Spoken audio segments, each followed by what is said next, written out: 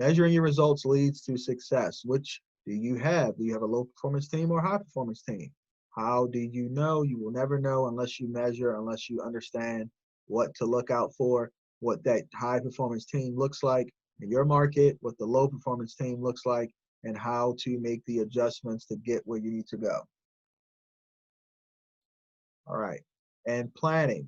This allows us to plan forward. This is the pieces that we need to put in place in order for us to say, hey, I can take this data now and actually be successful because I can plan forward. I know how many people I need to talk to. I know how many offers I need to make. I know what I need to generate. It gives you the confidence you need to take the risk. You mitigating your risk by being able to get that information and plan forward. All right. And the important key performance indicators are, and again, this is not exclusive to this list, but these are some of the top ones. Your leads. How many leads are you actually generating? How many of those turn into offers? How many of those offers turn into appointments? And what amount of those contracts accepted at the appointments turn into deals, actual deals? We have to measure it. We have to understand it. We have to know what our scoreboard looks like.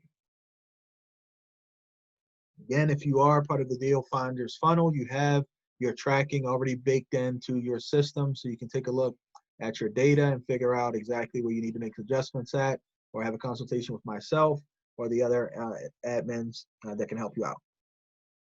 All right, you need to make certain you control your flow, control that deal flow, understand what exactly you need to do to get 100 suspects in order to get those prospects that qualify and close. Control that flow, and you will control that income coming in. And understanding which channels, which marketing channels that you're measuring. Well, actually, all of them you should be measuring, but which ones are actually producing? You have to understand, not everything is going to work in each market. You have to figure it out based on your data, understanding what exactly works for you and making your adjustment in your market to do so. That means understanding what exactly turns a no into a yes, because we have several initial contacts that you have to, again, overcome. Some sort of an objection, some sort of a bottleneck between what exactly you want to do and what the person may want to do. You have to understand how to switch those over, how to convert, and track how many you need, how many no's convert to yeses. You have to understand that, because you don't want to stop at what's the old I think there's a meme out there that the guy or story or what have you, where he's digging for diamonds and he stops 10 feet short and sells his mine off after 10 years, and somebody comes in and they like do some some advanced technology, and some scientist says, well, if the guy kept going 10 yards away, well, he'd hit pay dirt. Well, you got to know not to stop 10 yards away, but you have to have your data in order for you to understand that. Where's that 10 for you at? Where's that 10 at? Right. Let me know if this is resonating with you guys. Give me a yes in the comments. Give me a yes. All right. And so, wrapping it up here, some factors to consider with regards to tracking is that your target market, the numbers may be completely different. If I'm in California versus in Maryland or Georgia or some other market, it's going to take, those numbers look different. The type of targeting is going to potentially be different in terms of responses. So one place the cold calling may work great as opposed to another place. Well, we have to understand it and understand our tracking, our numbers of it. The quality of our list, where we get our data from, could be a huge factor, because if you're dumping, what is the old term? GGO, garbage in, garbage out. If you don't have the right quality of data, then you're not going to be able to track efficiently. It's going to look terrible. You're not even reaching people in that sense, probably. You're not reaching the right people. So we have to consider that when tracking your information, because you can get down to the detail of actually tracking the specific list It says, hey, this is a good list or this is not a good list, or this is a good list with cold calling, but not with text messaging. So tracking all that data allows you to figure out what the right puzzle pieces are, because that puzzle piece may be, in this market, I need to target probates that are, I can mail, and whatever other piece of that puzzle is. Got to put the pieces together, but you got to have the data to do so, to figure out exactly which pieces fit right. You have to have a clear and concise process. If you have a process that's clear and concise, you can actually see what pieces need adjustment. If you have a process that's completely, you don't even have a process at all, how are you going to change anything? You have no idea what you're actually doing. Everything is done completely different every single time. You don't have a process. You can't fix anything because you don't even know what's broken. So make certain you have that process in place from the beginning. You understand what piece goes next and exactly what happens forward. You have to have the right team. And what I mean by team is you, at least. And if you are not the right team member to do certain pieces of your business, then fire yourself and hire the right person. Person in the right seat. There's an old adage of getting better, but in business, I'd rather hire somebody else that's better than me. I mean, we can rise to the occasion, but you're going to have a lot more bumps and bruises along the way. Not saying that that's the wrong way to go, but to each his own. Understanding what team pieces you need that'll make your life easier and your business better. I won't say easier, I take the easier back. It'll make things run how you want them to move as smoothly as possible. You have to have the right pieces, the right tools. We want to make certain that we have those right measuring tools, the right pieces to actually put in place to put everything together. If you don't, you're going to be struggling and shooting in the dark again. With assault, you'll be shooting in the dark with a soccer ball trying to play basketball. If that gives you a good, metaphor, you'll be confused if you don't have the right tools, the right team, the process in place, and understanding the quality of things and how to actually reach your target audience.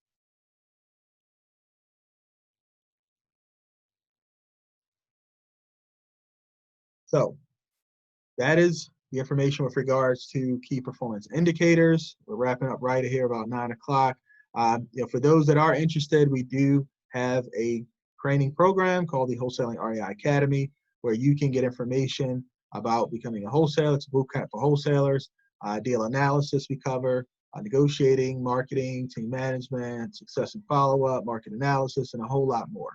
If you're interested in getting more information, we do have a ton of free information there, as well as some courses. WholesalingREIAcademy.com. Again, WholesalingREIAcademy.com. Again, my name is Kevin Davis, and I'll be your mentor for the Wholesaling REI Academy. But at this time, we want to open it up for any additional Q&A. We've had some great questions. I just want to make certain we have the opportunity to answer any additional questions here. We're right around the 9 o'clock hour, so it seems like we're right on time to be able to do so. All right. So Andrew's asking, how do you suggest choosing a particular market? Great question, Andrew. So I would say to look at your resources, number one. And that's always going to be my question, my answer initially for most questions, because depending on what your resources are, you could choose a local market or you could choose a non-local market, depending on what, and I don't mean resources in terms of just capital. It could be a situation where your resources are a team member in a different area who has an understanding of that area, and you have the capital to, put in place in order for them to grow that and to be able to profit, with you. So there's a lot of different factors to consider with regards to choosing a market, but where you're comfortable. Most people start, kind of where they live at, because it's easier. They understand the They understand a little bit of their own local market in most cases. Whether you're renting or owning, in those cases, you kind of know a little bit about your own local market, where the nice neighborhoods are, where the bad neighborhoods are, things like that. But choosing an exact market, you can, if you are a part of our Wholesaling REI Academy, you could target the entire nation and drill down to different markets based on the methods we use to, actually factor in and figure out where you want to, target at in a one area. But you could absolutely use the same concept and do it across the nation and figure out different markets. So, there's certainly a science behind picking a market, but it really depends on your comfort level. If you're comfortable choosing, non-local markets, by all means, as long as you have the right data and you have the right team, then, it shouldn't be an issue. But if you don't have those resources, if you don't have the resources to do anything remote, then it may be more important for you to go a little bit more local and to get the information that you need with regards to the particular market that you're in, and then go from there. So I know it's a kind of a roundabout answer, but it's really dependent upon your personal resources available to you and what you can deploy. Absolutely, no problem. Any other questions, guys? I know we covered a ton of information. While we're getting questions, let's just take a quick look back at what we have talked about as a quick recap. So again, for those that are late, that missed the show, Kevin Davis, KDD Development, by Baltimore Meetup, Wholesaling REI Academy. We're talking about KPIs, measuring the health of your deal flow. Talking about how pieces of your business fit together like a puzzle, understanding that 5 + 5 or 2 pieces of a puzzle make a full puzzle, or what have you. Look at your scoreboard is the point. Understanding what those pieces are, what those numbers are, they fit together in a certain way that'll help you get to success that you're looking for. You have to measure your results because they do lead to success. It's the highway to success. Understanding, what those are. How do you know if you have a low performance team or high performance team if you do not measure? You do not know this. So you have to absolutely understand how to measure. You have to be able to utilize that measurement and plan forward. Set up from the beginning, measure it, make your adjustments, and keep planning. Plan forward, plan forward, plan forward. Figuring out those key performance indicators, some 4 top ones are, and these are not exclusively the only indicators that you can deal with, but certainly some top ones are leads generated, offers provided, appointments gone on, and contracts accepted. Absolutely want to have those in your tracking metrics just to be able to understand what your deal flow is coming in. You have to make certain that you understand those things and what they look like, because if you have no leads, then you obviously have no appointments or offers. So you have to be able to understand, what exactly is going to be profitable in terms of appointments going on or contracts accepted towards what you've utilized to even generate the leads that you're going. Is it profitable? You have to measure to understand that.